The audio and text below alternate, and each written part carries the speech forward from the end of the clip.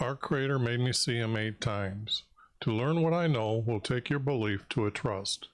My first video in the description below lets a male know they have a soul when they visit the abyss and have self-proof of the afterlife.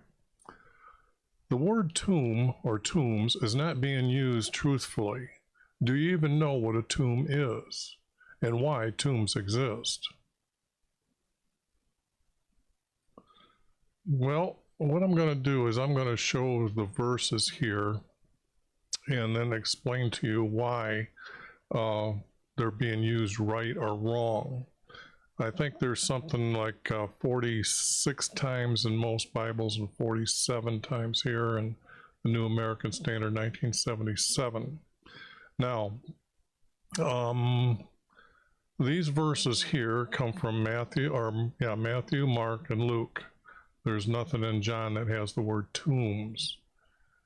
And this is when they were meeting the either 2 men that was demon possessed, 2 men, and the other one, where is it? Was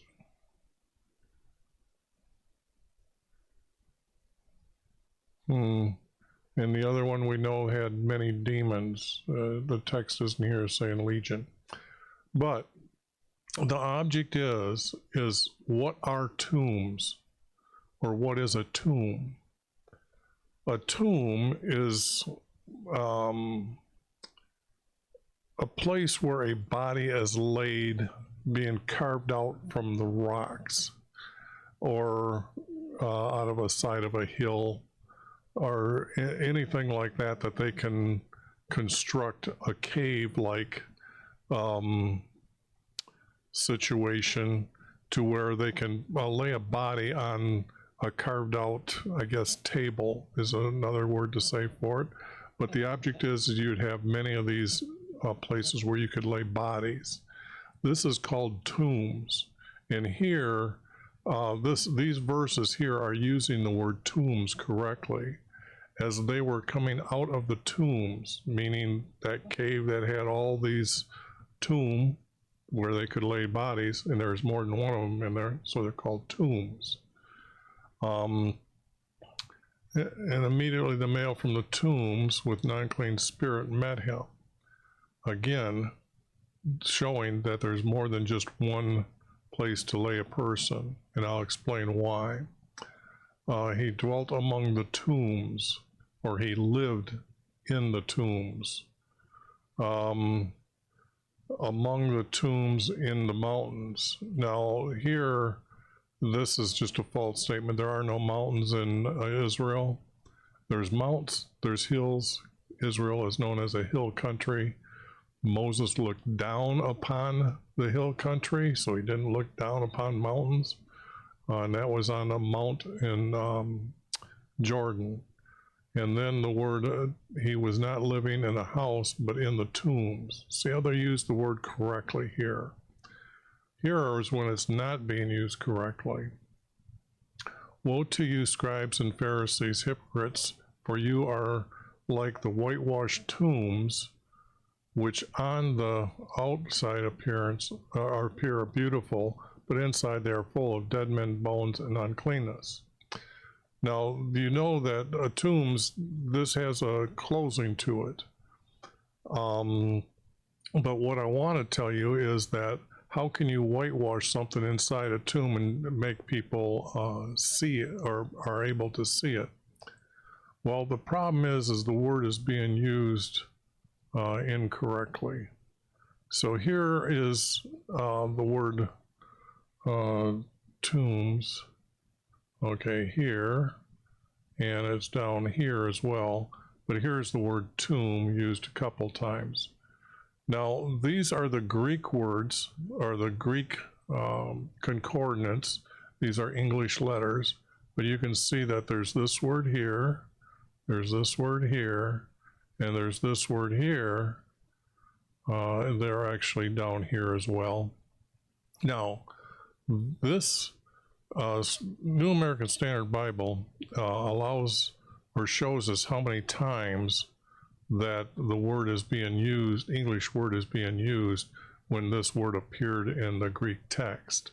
And you can see here, it is known as a grave 5 times, okay? And this is that verse that I just showed you, well, the whitewashed tombs. Here, it would have been grave markings, okay?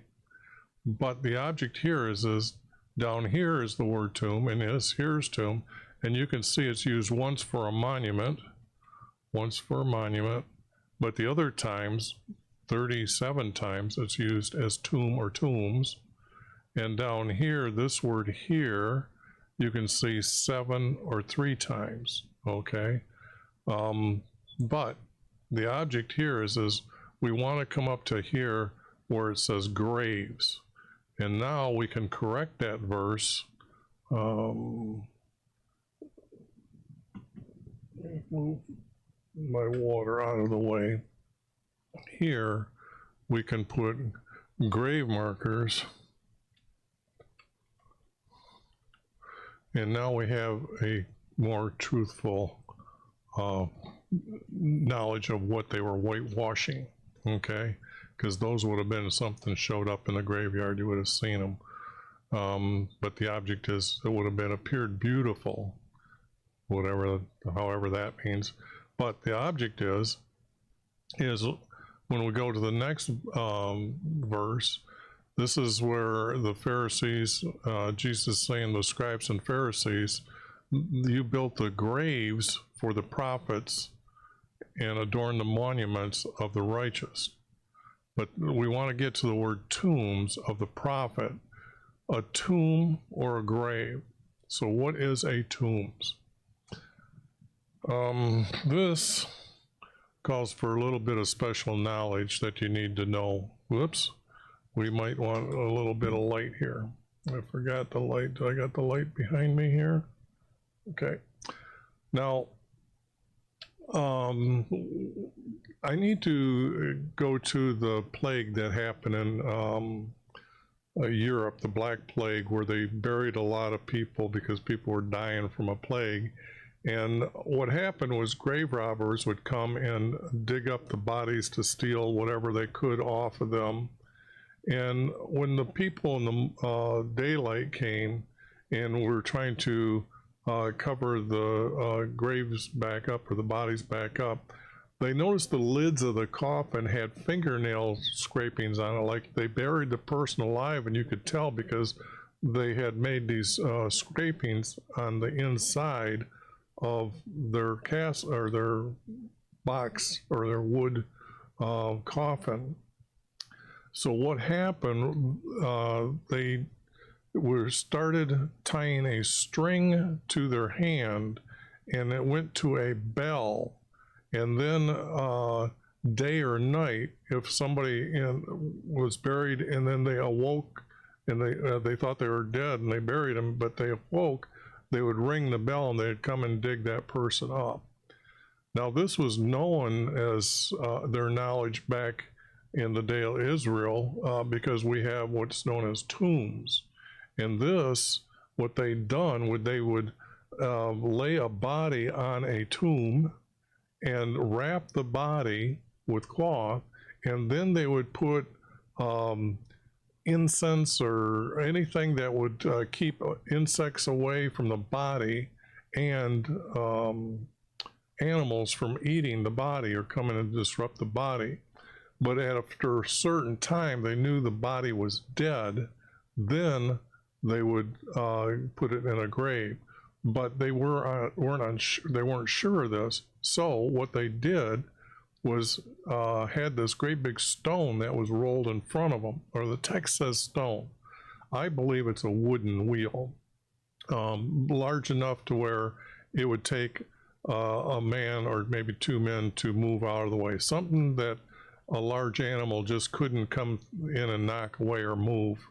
But the object is, if the person woke up, they would be able to unwrap themselves from the cloth that was wrapped up, and they would be able to yell to have somebody come and move this wooden wheel or wooden stone away from the tombs so they could be released.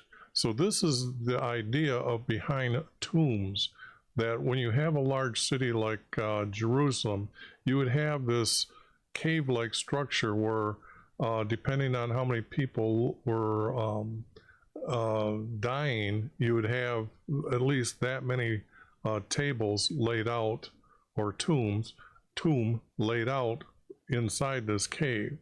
So they would call it the tombs, okay, and not a tomb. So knowing that difference, we can now come back and we can correct the text,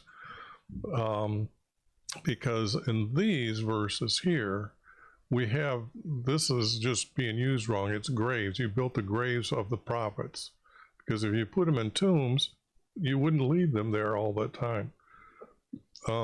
Again, and the graves were open, and many bodies of the saints fall asleep or rise. Okay, this is very important to know this, because when Jesus died on his body died on the cross, he ascended into heaven to receive his kingdom, okay? And our Creator had been promised those people that will live righteously and unto him in the nation of Israel, or his nation, that they would become servants for their king in heaven. So here, when people seen the souls rising from the graves, not tombs, but the object is that's when Jesus's kingdom began, okay? And these two verses are so close together, they're the same meaning for the word graves. So here they're just being used wrong. The word tombs is not being used correctly.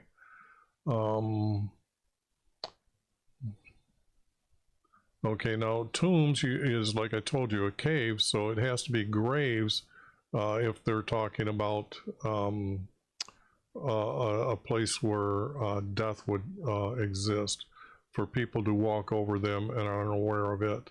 So the thing here is they wouldn't be walking over a cave, they would be walking over a grave. And you built the graves for the prophets, same thing as above here. And then they added, this is New American Standard adding a word here. All these words that I've got here in fuchsia are text that's being added into the Bible. And that's how they do it. They italicize the word. All I did was color them so they're noticeable to me when I'm talking to you and explaining some of the words. So here, they added it, but they added it wrong, okay? Down here, all who are in the graves will hear his voice. This is what is being talked about when we had, like when I said here, they'll hear his voice and they will rise, okay? And then we have this one verse here. When the disciples heard about this was John, okay? Now his head's missing. Would you put him in a tomb? I mean, it's obvious once you understand what tombs are. Would you be putting him in tombs or in a grave without a head? But that's how blatantly misusing of the words are being done in the Bible. I'm just wanting to point out here that, let's see, that time it was not used correctly 9 times. 9 times. Let's see here. Not used correctly 4 times here. Now this is about Lazarus, and he had been in the tombs for 4 days. Okay? Tombs. He's laying on a tomb. Same thing here. She was going to the tombs to weep. This was his sister. And when Jesus came to the tombs, then and here it's kind of telling us or describing. I always say that you must look into the text itself for the meaning of the word, because many times it is defined. Instead of going to a secular dictionary to find the answer, we have to look here first in the Hebrew and the Greek if we can find what a word is being described as. And you can see it was like a cave, not it was a cave, but it was like a cave. And a stone was laying against it, against the opening. They forgot to put that part. But the object is, it wouldn't be a regular stone. It would need to be moved back and forth because they were using it probably at least weekly, or those families that wanted that, the checking to make sure that, say someone had a sickness and died in their sleep, they would want something like this, because as you know, people that are murdered or are cut up or punished and beat and all that till death, we pretty much know that they're beaten to death, that they wouldn't put everybody in a tomb. And then he called out to Lazarus out of the tombs. So in these four uses, it's used being correct, not used correctly. Now here comes, it's the correct use of tomb here. Let me, it's used correctly here. And the body was laid in a new tomb. Actually, we can cut those words out, and this here should be changed to on the tomb, okay? To be correct, to be truthful, to be honest when we put something in text, especially about our King in heaven, we should always be truthful. And here, the word in should be on a tomb, okay? And then you wouldn't have all this confusion. And then it's, again, it was hewed out of rock. I don't know how rocky Jerusalem is or all of Israel, but they could create these because it was very hill country. They could have dug inside to make it a cave from dirt. It doesn't always need to be rock. And then it's got here a large, he rolled a large stone against the entrance of the tomb, which means tombs. It should be S here, entrance of the tombs. So it's used correctly once and then not correctly right off the bat. Again, it's being used correctly in here, but they've got in, and it should be on a tomb. And down here, it's used incorrectly. Again, change the word to on a tomb, it would be used correctly. And he saw the tomb, the women who had come with him to Galilee saw the tomb, and how saw the tomb where his body was laid, not how, where his body was laid, okay? Knowing that a tomb is that place the body is laid. Okay, now, here, it's not going to be used correctly 22 times. Can you imagine that? Why are they deceiving you to not understand the difference between tomb and tombs when it's being used in a verse or in a sentence? And they parted quickly from the tombs, okay? S, big S. Early the next week, they came to the tombs. Entrance of the tombs. Okay, entering the tombs. Okay, they went out and fled from the tombs. See how easy it is to actually be so truthful here? The next day, early dawn, they came to the tombs. Okay, rolled away from the tombs, because there's more than one tomb in there, so it's called tombs. I mean, you wouldn't have just one these, and it would be by the graveyard, okay? So I know that one of these verses says it's next to a garden, but anyway, it would be tombs here, ran from the tombs. When they were at the tombs early in the morning, and they went to the tombs, okay? Those are all wrong. Here, okay, here is that sentence. He was crucified and there was a garden. No, you wouldn't set these next, wouldn't build these next to a garden. You'd be building them next to the graveyard for easy access to, say, the body's here. And, let's put it this way, I think it's after 4 or 5 days that the body is laying there and it is completely dead. The fermenting of whatever in your intestines begins to create a lot of gas, so the belly will start blowing or showing this inflation of gas. So it would not be a pleasant smell. But again, in the garden, a new tomb. It's not a new tomb, it's the tombs. Okay?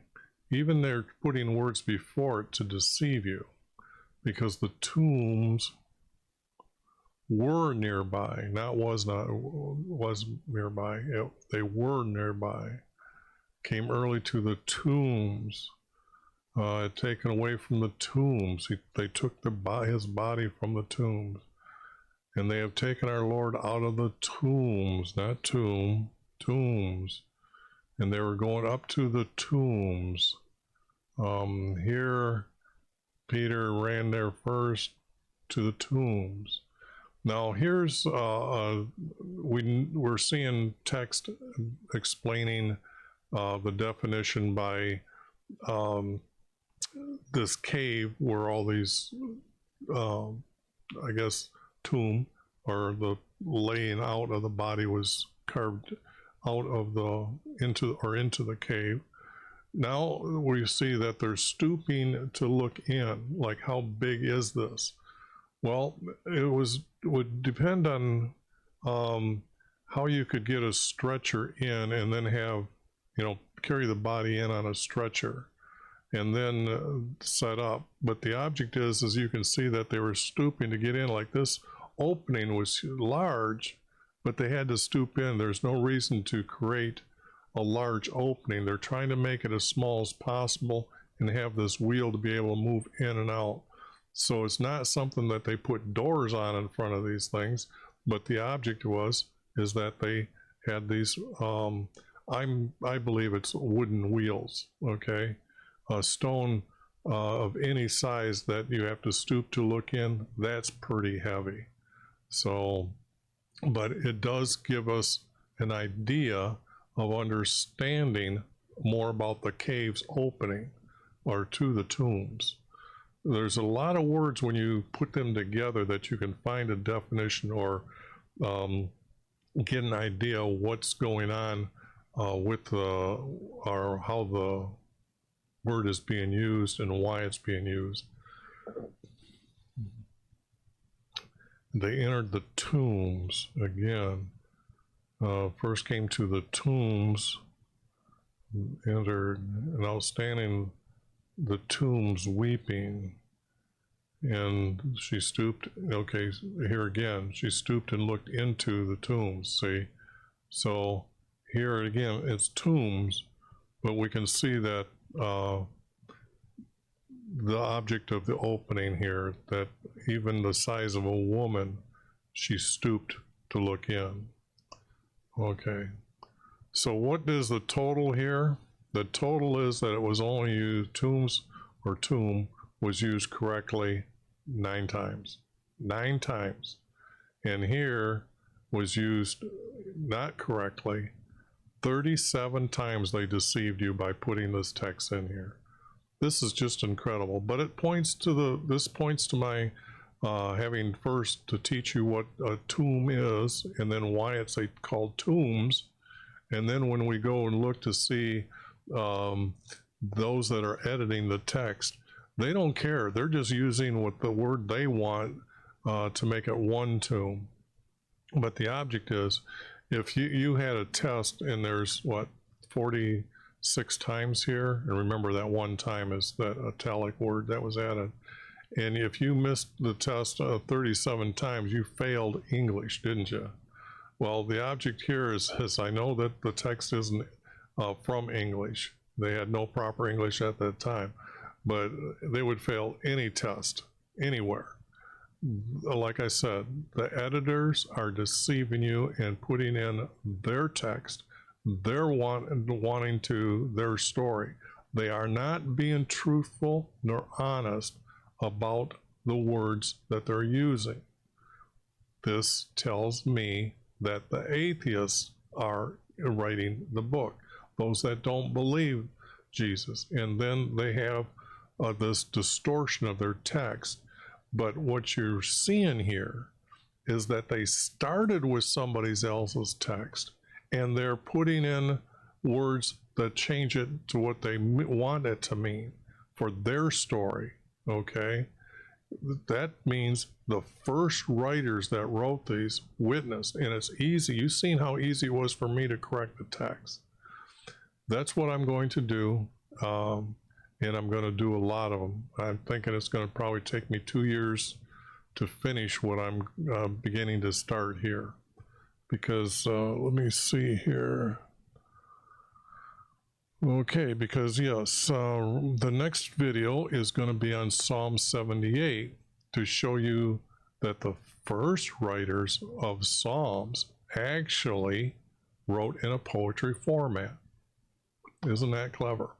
But they covered it up so they could add their own words.